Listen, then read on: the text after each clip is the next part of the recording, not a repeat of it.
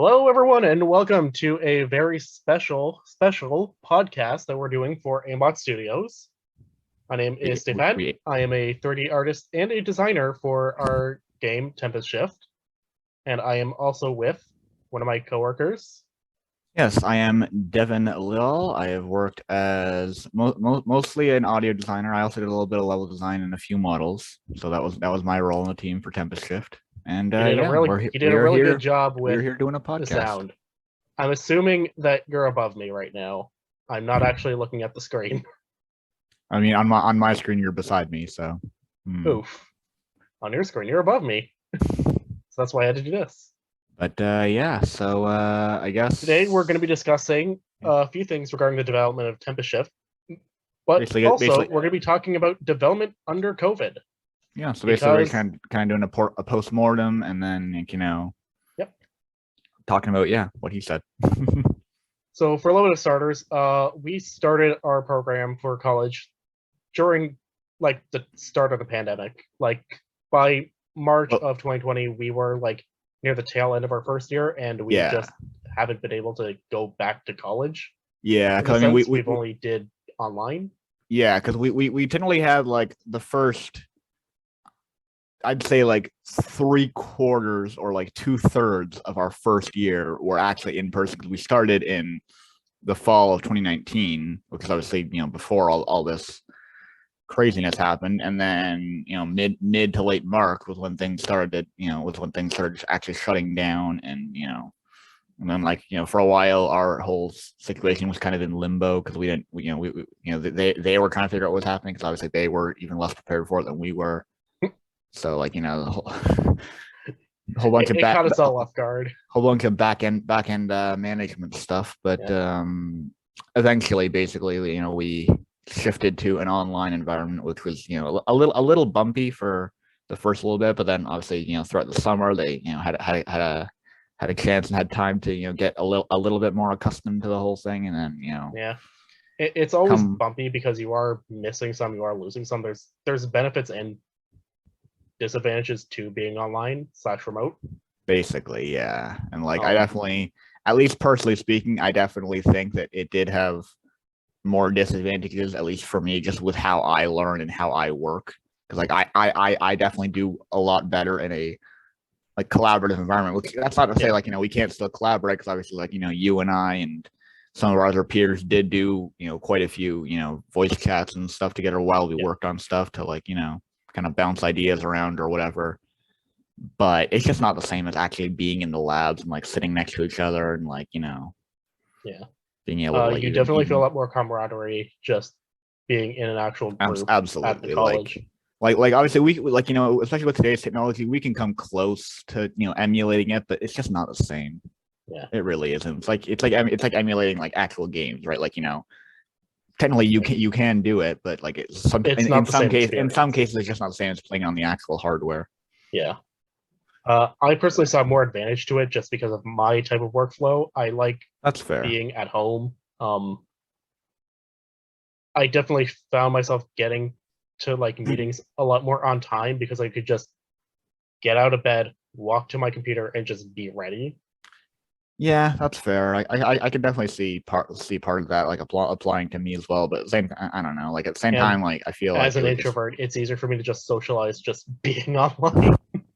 That's fair. Yeah, I would definitely consider myself a little bit more introverted as well. But I don't know. I still think just actually being able to physically get up, walk outside. Especially living on residence. It was literally I could literally leave 5 minutes before class started and be there just in time. Yeah. And and there's still I still wish we had some projects that we could have done together. I generally wish we did Tempus Shift as a group on campus.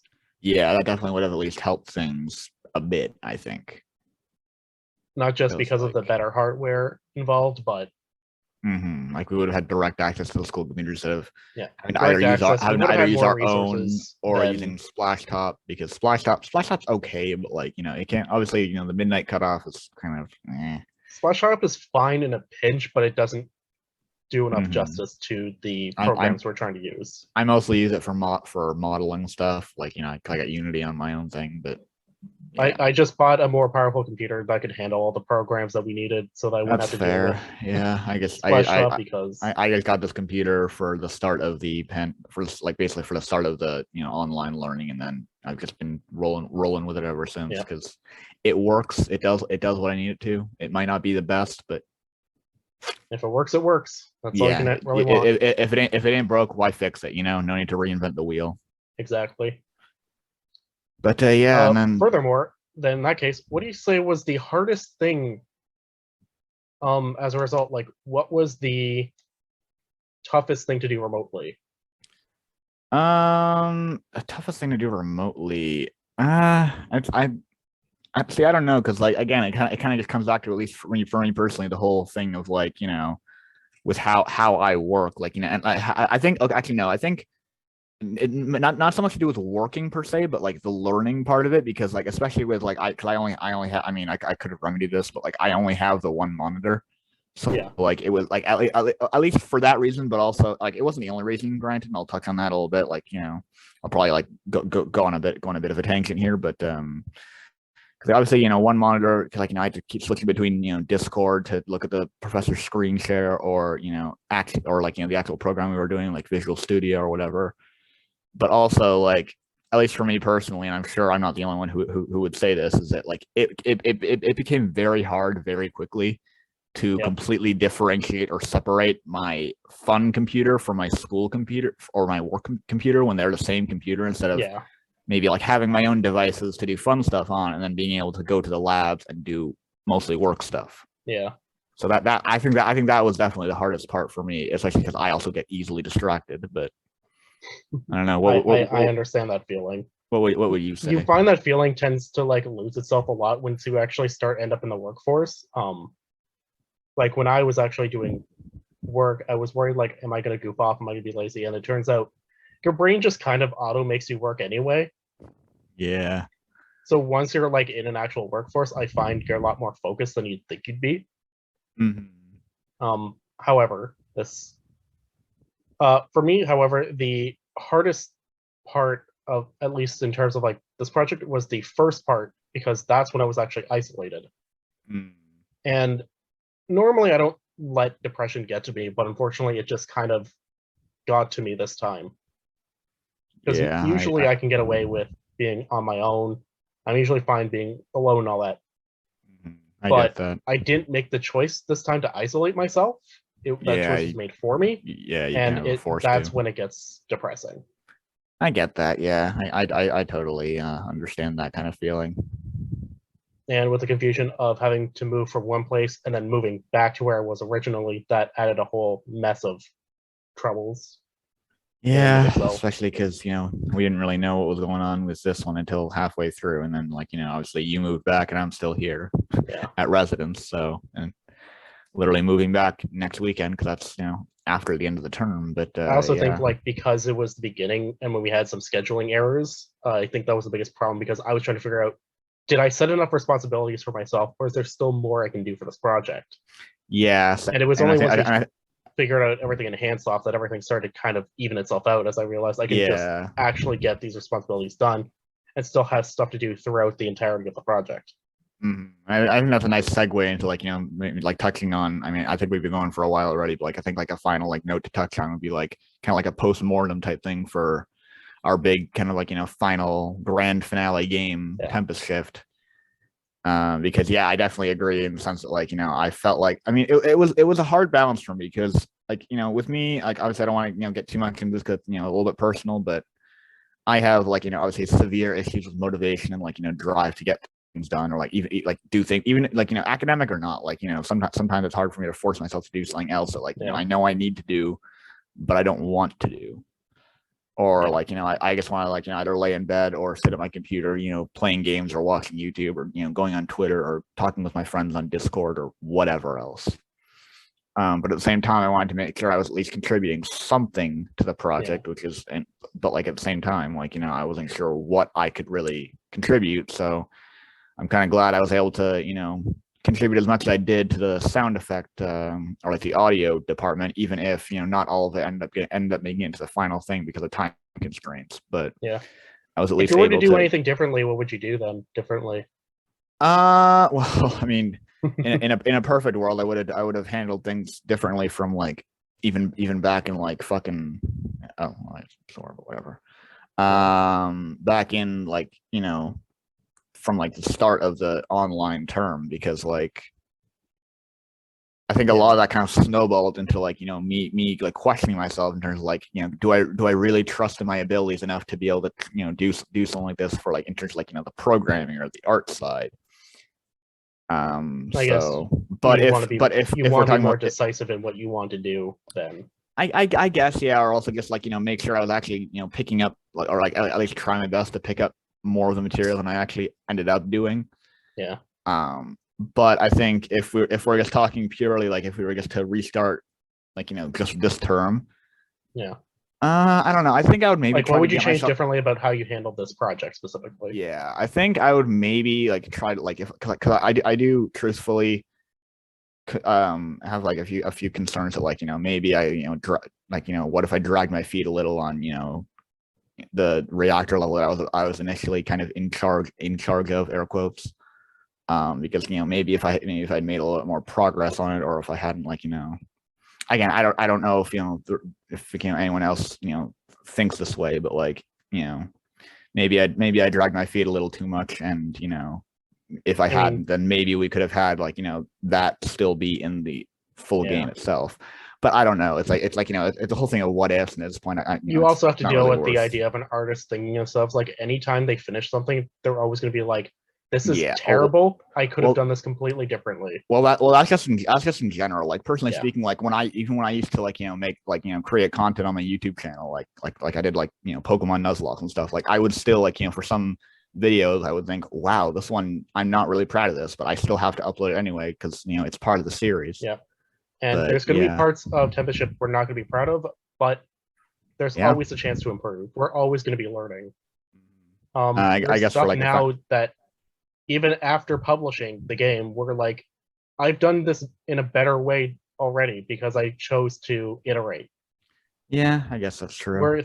We're luckily in an industry where we can constantly like improve upon ourselves with everything that we do. What would you say like if you could like because I know you had the same kind of concerns as I did, so like what would you say if you could do anything differently or more? Or I would try to just schedule how I was going to get or allocate responsibilities better. I would have honestly asked for more help. I should have just not have been afraid to reach out and ask for help because there are people who are willing to help. Yeah, I feel that in general. I've always had an issue with that just in general. Like I think our generations have been programmed at a young age to just be like, you need to do things on your own. Like you can't always ask for help. But that leads us to not ask for help enough either, which paradoxically makes things worse. Yeah, you can't be too independent or too dependent. Like, yeah, you gotta. But at the same time, it's tough to find like a good enough balance to where like you're not too heavily dependent on other people, but you're all you can also handle yourself well enough independently. Exactly. So it's a tough balance, but yeah. So I guess overall, I guess should we touch on like our final thoughts for the term as a whole, or even the program as a whole, like. I think generally the program was really fun. It was really good. I definitely felt like I learned a lot. I knew going into it wasn't going to be easy. Yeah, and it definitely sold me on the idea that it wasn't going to be easy. Especially with like for one thing, I definitely think it was a lot harder again because we had to deal with like online learning and COVID and all that. Like I do think again, at least personally, it would have been a lot easier. I think if like just based on how first year was going, if we'd actually been in person still. Yeah, and I'm gonna be honest. You started out going like you started college immediately out of high school, right? I did, yes. Sometimes I wonder if I should have maybe taken a gap. Well, then again, if I'd taken a gap year, then like then like the pandemic would have started. Like I don't know where I'd be at. So again, it's like the whole thing of like what if and like the butterfly effect, right? Like one little thing. 50-50, but even then, you should still consider yourself proud of yourself because not everyone can say that they've completed college immediately out of high school. That's actually really tough, especially during a global pandemic. Especially that, like the odds were ever stacked like against you, and you still pulled off successfully. And and again, I get it. We doubt ourselves a lot, but in this sense, you really should be proud of everything you've accomplished. Yeah, and like I do, and like I'm not exactly sure where you know where I'll go from here. Like that's kind of just like up in the air at the moment. But at the very least, you know, I've got all this behind me, and like, you know, wherever I go from here. Yeah, and I know that this was my second attempt at college, and I didn't even know when I was first starting whether or not I'd make it. And then here I am, like a few days away, and yeah, I think I mean made I know you were giving me this talk just a little bit ago, but like, you know, also like, you know, you should also be like, you know, proud because like, you know, especially because again, like, you know, this was, you know, your second. I mean, obviously this wasn't your first rodeo, like you said, but at the same time, like, you know, it was definitely I get because again, you also had to put up with you know, and I was unfavorable conditions, completely depressed and like completely doubting myself because my first stint in college. Yeah, that's a fair point too. So I think, you know, give yourself a pat on the back for making it through the second time around. Yep, we're both different from when we first got into this program, and I think we're better for it. Yeah, well, you know, I think we might want to start. We can debate cutting on that, the time here because I think we're kind of close here. I think we can cut here. I think we've touched on, you know, a good amount of stuff, and I think if we're a little over time, I think that's fine. Last time we're gonna plug our game, Tempus Shift. You play as a escape subject. What a great time to like immediately like blank just blank out on words. Yeah. You play as a test subject that can manipulate time using a gauntlet between two different time periods. Yes, to manipulate time between two different time periods to help him escape a scientific facility. And like I'm pretty sure this will probably be going up on our studio's YouTube channel anyway. So hey, whoever's watching this, check out our other game. It's really videos because some of our other team members did like tutorials and stuff. So check those out, and also check out our game, which will probably be it'll be available on itch.io.